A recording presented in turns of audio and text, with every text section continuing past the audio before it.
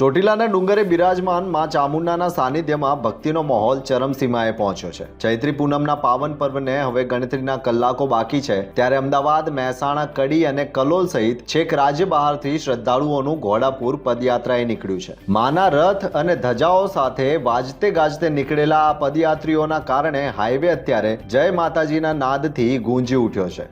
અમારા સુરેન્દ્રનગરના લોકપ્રિય સાંસદ શ્રી ચંદુભાઈ શિવોરા એમની ફેન ક્લબ ચાલી રહી છે મિત્રોની। એમનો 2 વર્ષથી છેલ્લા 2 વર્ષથી એમનો ખૂબ સહયોગ સહકાર, કારણ કે 90% કોળી ઠાકોરો આ ઉત્તર ગુજરાતથી આવે છે।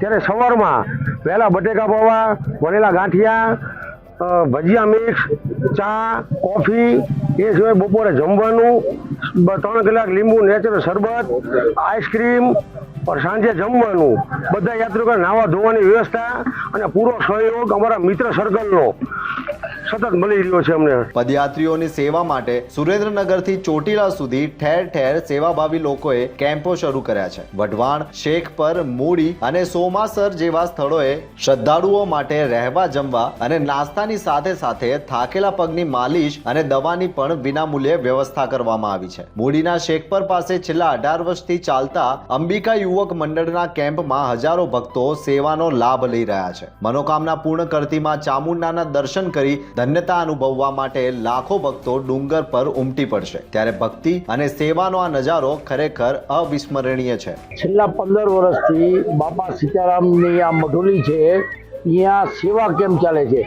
ચોટીલા જે ચાલીને જાય છે એમાં ચામુંડાની બધા અહીંથી અમદાવાદ, મહેસાણા અને બધાથી ચાલીને યાત્રાળુઓ જાય છે, એમને અહીંયા મેડિકલ સારવાર, જમવાની વ્યવસ્થા, ચા પાણીની વ્યવસ્થા, રહેવાની વ્યવસ્થા, હજારો માણસો અહીંથી નીકળે છે અને અહીંથી પદયાત્રીઓ નીકળે છે, એમને બધી વ્યવસ્થા મળી રહે એટલા માટે બાપા સીતારામ વઢવાણ ખાતે બાપા સીતારામની મઢોલી વડ કહેવાય, આ વડ છે અને બાપા સીતારામની મઢોલી છે અને એમાં આપણે આ સેવા આપીએ છીએ। શ્રદ્ધાના ડગલા જ્યારે ચોટીલા તરફ મંડાય ત્યારે રસ્તાના અંતર અને થાક પણ ઓગળી જાય છે। જોતા રહો ગુજરાત વંદન। ધન્યવાદ।